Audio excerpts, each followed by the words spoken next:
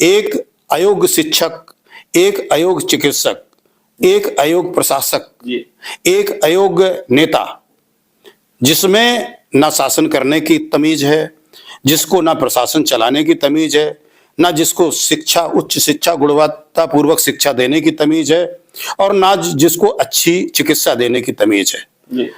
ये जब हमारे बीच में आ जाएंगे, और जो लगातार आ रहे हैं, वो परिणाम सोशल मीडिया में सब दिख रहे हैं, किस तरह के लोग आ गए हैं, जो समृद्ध हो जा रहे हैं, सशक्त हो जा रहे हैं। वहां भी क्रीमी लेयर लाया जाए, लेकिन नेता लोग सबसे पहले इसका चिराग पासवान ने विरोध किया, जो पीढ़ी दर पीढ़ी चाहते हैं कि हम ही हमेशा मतलब अन्य पासी समाज का व्यक्ति ना आए, हम ही इस पे रहे, क्योंकि उन्हें लगा कि यदि क्रीमी लेयर सर्विसेज में आ गया तो कल हो सकता है राजनीति में भी आ सकता है। और कायदे से तो इन लोगों को राजनीति करने का कोई हक नहीं है। जो 75 वर्षों में आप अपने लोगों को संतुष्ट नहीं कर पाए, और नए नए असंतुष्ट समाज है, क्योंकि आप लालच दे रहे हो लोगों को। आप ये सारा कुछ वोट की राजनीति, वो अपने को छत्री लिखते थे, कुर्म छत्री लिखते थे, लेकिन अब तो पिछड़ा बनने की होड़ है।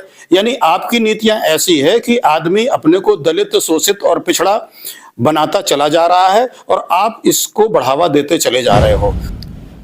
जब मोदी जी की सरकार बनने वाली थी और जब मोदी जी की सरकार बनी थी, उसके बाद ये कहा गया था कि सबका साथ सबका विकास, लेकिन अचानक से ऐसे कानून लाए जाते हैं जिससे समाज में विघटन पैदा हो जाता है। सर क्या कहेंगे, पहले मोदी जी बात करते थे सबका साथ सबका विकास, और वो आरक्षण के कहीं ना कहीं विरोध में भी देखे जाते थे। उनका कहना था कि एक देश एक संविधान एक निशान, ऐसी बातें होती थी। और फिर अचानक से इस तरह कानून आना, तो क्या कहीं ना कहीं ये राजनीतिक समीकरण साधने की कोशिश है? क्योंकि जिस तरह से अखिलेश यादव पीडीए की बात कर रहे थे, तो पीडीए को संभालने के लिए, पीडीए को साधने के लिए कहीं कानून लाया गया, जल्दबाजी में लाया गया कानून, मानते हैं आप इसको?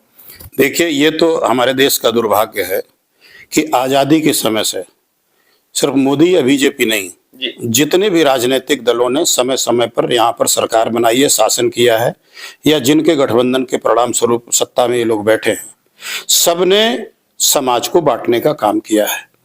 एक भी इनका उदाहरण आप नहीं बता सकते हैं जिसमें इन्होंने समाज में समरसता लाने का प्रयास किया हो।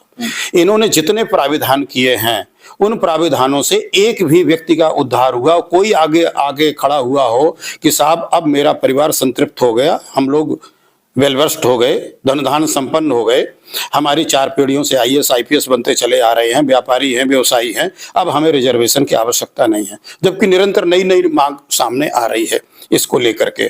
तो ऐसी योजनाएं जो पूरी तरह से विफल हैं, और कायदे से तो इन लोगों को राजनीति करने का कोई हक नहीं है। जो 75 वर्षों में आप अपने लोगों को संतुष्ट नहीं कर पाए, और नए नए असंतुष्ट समाज है, क्योंकि आप लालच दे रहे हो लोगों को। आप ये सारा कुछ वोट की राजनीति, इनके पास कोई भी सृजनात्मक प्रारूप नहीं है, कोई विकास का इनके पास कोई एजेंडा नहीं है, इनके पास कोई ऐसी नीति नहीं है। ये अन्य देशों से, जो देश हमसे बहुत बाद में आजाद हुए, वो हमसे सैकड़ों गुना आगे निकल चुके हैं, और हम आज भी वहीं के वहीं बैठे हुए हैं, आज भी विकासशील के नाम से बैठे हुए हैं। और उसका परिणाम यह है कि हमारे यहाँ ढेर सारे वर्ग को, उसको सशक्त, मजबूत और स्वाभिमानी बनाने के बजाय उसको ऑपरेस्ट, उसको पिछड़ा घोषित करने की होड़ मची हुई है। वो जातियां जो एक तरह से क्षत्रिय जातियां थी, मजबूत जातियां थी, और जिनको पहली जनगणना में जो खुद अपने को, जैसे कुर्मी लोग हैं, पटेल भाई लोग हैं, कुर्मी, हमारे यहाँ तो कुर्मी होते हैं, पटेल तो गुजरात में है, सरदार पटेल से जुड़ करके यहाँ के लोग भी अपने को पटेल लिखने लगे। शुरू में इसका कुर्मी समाज ने बड़ा विरोध भी किया था, लेकिन अब जिसमें फायदा दिखता है वो लोग करने लगते हैं। वो अपने को छत्री लिखते थे, कुर्मी छत्री लिखते थे, लेकिन अब तो पिछड़ा बनने की होड़ है।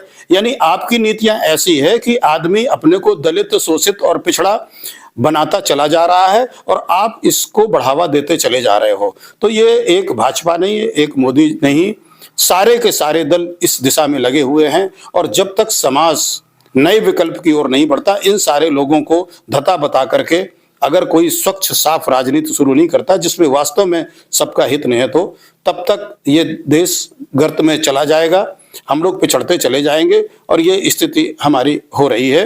गरीब गरीब होता चला जा रहा है, मध्यम वर्ग गरीब होता चला जा रहा है, कुछ चंद खानदान हैं जिनकी सिर्फ प्रगति हो रही है, बस।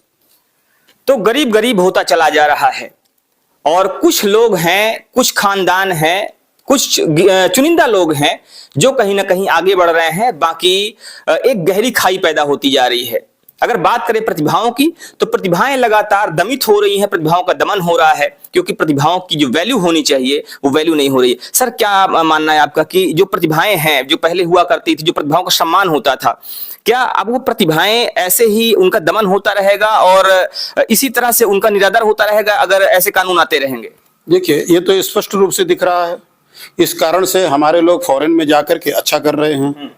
बड़े बड़े सीईओज जो हैं हमारे विदेशों में जाकर के और अच्छा काम कर रहे हैं।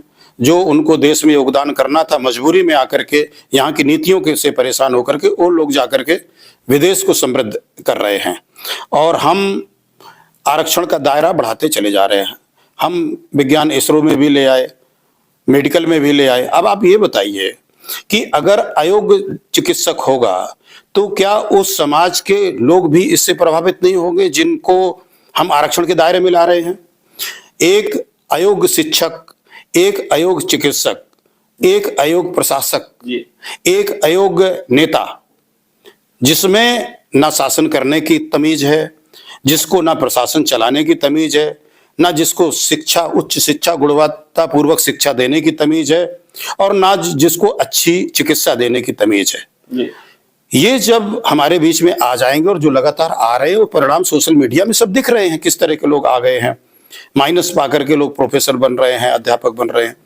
तो इनसे शिक्षा तो हमें, हमारे लोग ही तो प्राप्त करेंगे, वो वर्ग भी तो प्राप्त करेगा जिस वर्ग से इन लोगों को लाया जा रहा है। तो ये बात क्या समझ में नहीं आ रही? इसलिए मुझे लगता है कि उनमें से भी जो समझदार लोग हैं अब इस चीज का धीरे धीरे करके विरोध करने लगे हैं। क्रीमी लेयर की बात सुप्रीम कोर्ट के मुख्य न्यायाधीश गवई साहब, जो स्वयं इस समाज से आते हैं, उन्होंने स्वयं कहा कि भाई ये जो समृद्ध हो जा रहे हैं, सशक्त हो जा रहे हैं, वहां भी क्रीमी लेयर लाया जाए। लेकिन नेता लोग, सबसे पहले इसका चिराग पासवान ने विरोध किया, जो पीढ़ी दर पीढ़ी चाहते हैं कि हम ही हमेशा, मतलब अन्न पासी समाज के व्यक्ति ना, हम ही इस पे रहे, क्योंकि उन्हें लगा कि यदि क्रीमी लेयर सर्विसेज में आ गया तो कल हो सकता है राजनीति में भी आ सकता है। भाई तुम बन चुके, तुम्हारा बेटा बन चुका, तुम्हारा चाचा बन गया, तुम्हारा भाई बन गया, तो अब अन्य व्यक्ति भी तो इस समाज से है, वो भी तो मौका है। इसके लिए हम लोगों ने एक जन सामान्य मंच का गठन किया है, जिसमें हम लोग इस बात को रेखांकित कर रहे हैं, लोगों को समझा रहे हैं कि अब कॉमन पीपुल की बात होगी, अब उनके भी उद्धार की बात होगी, जो जिसका पीढ़ी दर पीढ़ी लाभ लेते जा रहे। और मजे की बात, ये शादी विवाह भी अपने परिवार में नहीं कर रहे हैं। जो लोग आप देखिए सर्विसेज में आ रहे हैं, IAS IPS बन रहे हैं, आरक्षित समाज के जो लोग हैं, उनके विवाह संबंध, वो अपने समाज में विवाह संबंध भी नहीं करना चाहते हैं। हे दृष्टि से देखते हैं अपने लोगों को, अपने लोगों के बीच बैठना भी नहीं चाहते वो लोग जो है, और इसीलिए वो लोग क्रीमी लेयर का विरोध करते हैं। तो अगर आरक्षण पूरी तरह नहीं भी समाप्त करना है तो पहली बात तो कुछ ऐसे सर्विस सेक्टर हमें छोड़ने होंगे जिन पर इसका बड़ा दुष्प्रभाव पड़ रहा है, और उससे संपूर्ण समाज प्रभावित होगा। जैसे मैंने आपका नाम लिया, चाहे शिक्षा हो, चाहे आपका विज्ञान हो, चाहे आपका चिकित्सा हो, इन क्षेत्रों में। और इसमें क्रीमी लेयर लाना बहुत आवश्यक है, जिससे वास्तव में जो जरूरतमंद है उसको उसका लाभ मिल सके, और वो भी कुछ सर्विसेज तक। क्लास 1 सर्विसेज को छोड़ना पड़ेगा, क्लास 4 है, क्लास 3 है, वहां तक लाना पड़ेगा, और उसके परसेंटेज को भी होगा।